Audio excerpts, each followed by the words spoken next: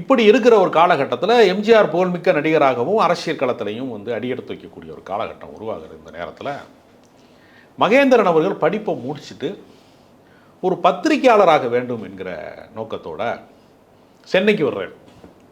Press meet அப்போ இப்போலாம் எல்லாமே டிஜிட்டல் மீடியாவாக கேமராவாக மாறிடுச்சு இல்லையா? அப்போ அந்த காலகட்டத்தில் எல்லாருமே பேப்பர் பேனா வச்சு சுருக்கெழுத்துமாங்க, ரொம்ப ஃபாஸ்ட்டாக எழுதுவாங்க. அந்த பத்திரிகை நிருபர்களில் ஒருவராக மகேந்திரன் நிற்கிறாரு.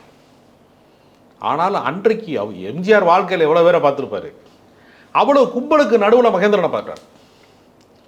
பார்த்துட்டு நீங்கள் காரைக்குடியில் இருந்த அந்த கல்லூரி மாணவர் தானே நீங்கள் என்று சொல்லி என்னை வந்து தோட்டத்தில் பாருங்கள் சொல்கிறார். அவர் வீட்டுக்கு வரவழைக்கிறார். வரவழைச்சு பொன்னியின் செல்வன்கிற நாவலை வந்து படமாக்குற ஒரு முயற்சியில் இருக்கேன், நீங்கள் அதுக்கு உட்கார்ந்து திரைக்கதை எழுதுங்க என்று அவர் முயற்சி செய்கிற காலகட்டத்தில் அவரை ரைட்டராக வந்து ஒரு ஃபிக்ஸ் பண்ணி அவரை எழுத வைக்கிறார்.